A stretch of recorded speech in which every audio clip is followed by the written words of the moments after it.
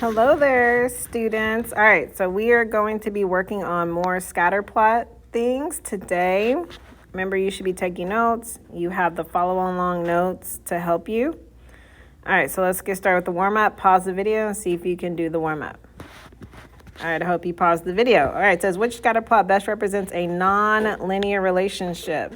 Remember from last class, non-linear means it has a curved appearance. So how would we describe A? That would be a negative linear association. C, it still looks like a line, okay? B has a positive linear association. And then D has that curve to it. So D would have a nonlinear association. Hope that's what everyone got. All right, so what we're doing today is making a trend line. A trend line is also known as the line of best fit. And that line indicates the general course of the points on the graph. So if we look back at the warm-up, notice I was making trend lines. Trend line would not connect the dots, but it was me trying to put my line in the middle of the data, right? I wouldn't make a trend line that is positive on a negative linear association. So what we're going to do is work on making those trend lines. I would pause it here, read the 3 things that I kind of do to make sure I'm making a good trend line. So locate where the line would split the data basically in half, and we want the same amount of points on top of the line as the bottom of the line, and the points should be approximately the same distance from the line. And this is really, nobody's going to have the exact same line, but they should all look fairly the same. Okay, so as you can see on this trend line, let's see. There's like 1, 2, 3, 4, 5, 6 points on top, 1, 2, 3, 4, 5 points on bottom. They're all kind of the same distance away from the line on average, okay? So that's kind of what you're looking for. So the first question we're going to answer is, what's the direction, form, and strength of the data? So in your head, you should kind of already be thinking of what it is. So the direction is positive, the form is linear, and I would say the strength is like medium, moderate, okay? And you shouldn't be asked this because in reality, once you get to Algebra 1, they're actually the calculator will give you what the strength is. So that's pretty cool, okay? But I'll say like a medium strong strength for this.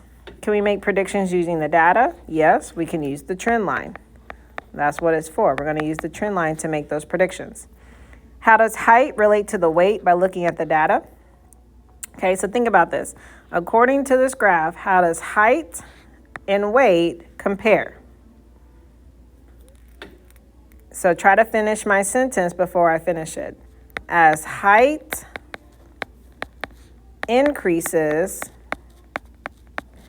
weight, what?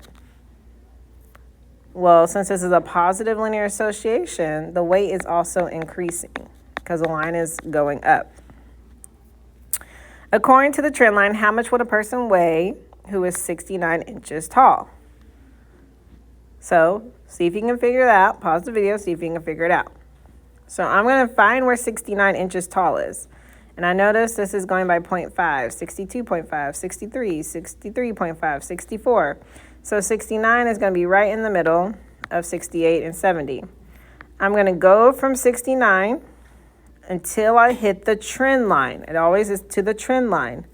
And I'm going to see roughly where it's at over here.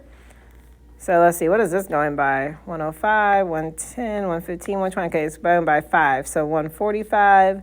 150, so like 152 pounds. Again, take a moment, pause the video, zoom in, see if you agree.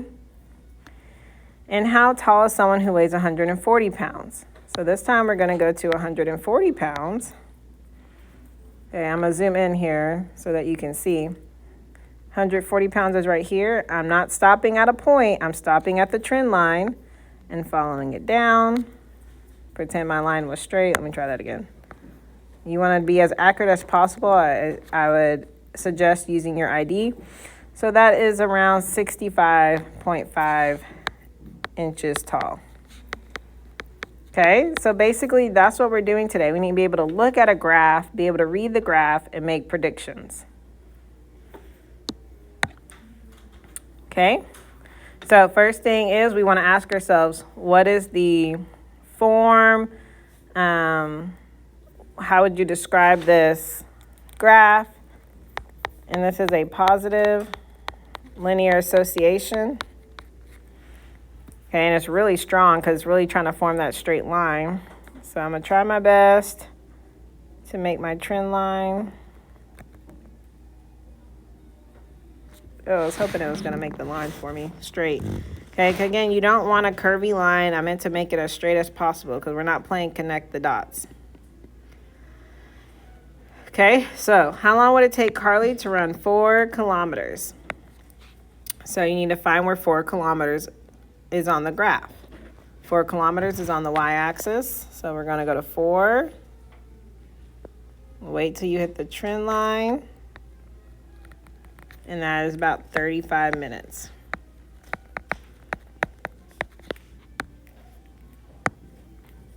Okay, next question is, how many kilometers did Carly run if it took her 40 minutes?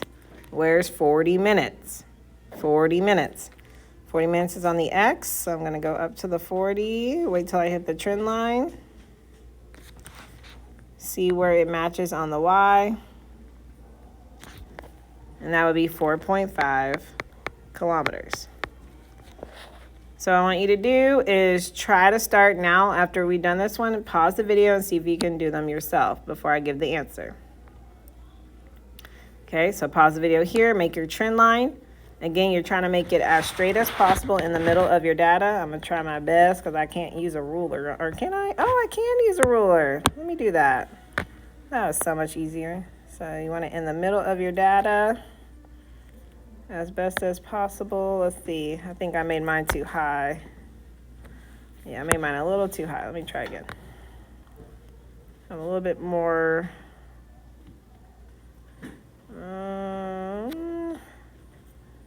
let's try that.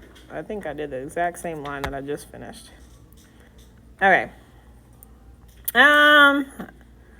That's the best I think it's going to get. I usually like it on paper better. But anyway, so what's the best prediction of the weight in pounds of a dog that is 28 weeks old? Okay, so pause the video, see if you can figure that out.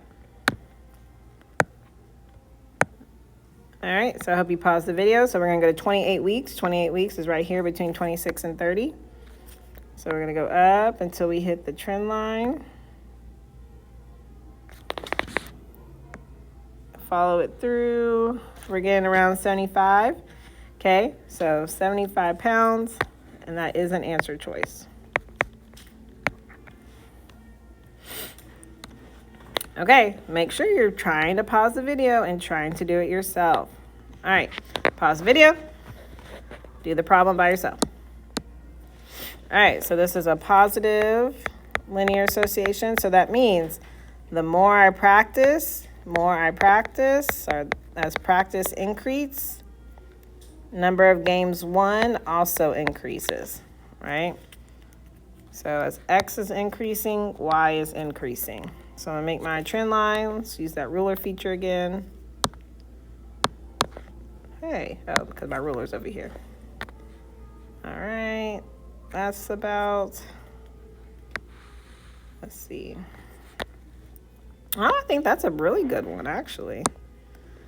All right. What's the best prediction of the number of games a baseball team won if the team practiced 3 hours each week? So 3 hours each week, that's on the X.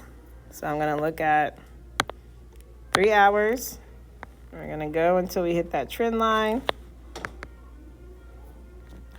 Okay, let's figure out what this is. This is going by twos. 2, 4, 6, 8, 10, 12. So it's like 12, 13-ish. Yeah, about 13. 13 games. Okay? So it's really about making the best trend line. Again, look, I have like 1, 2, 3, 4, 5, 6. 1, 2, 3, 4, 5, 6, 7, 8. But they're like really close to the amount, to the trend line. Okay? So you're really trying to get in the middle of your data. Okay, so after this, you have a Canvas assignment due at the end of class. Y'all are awesome. Keep working hard.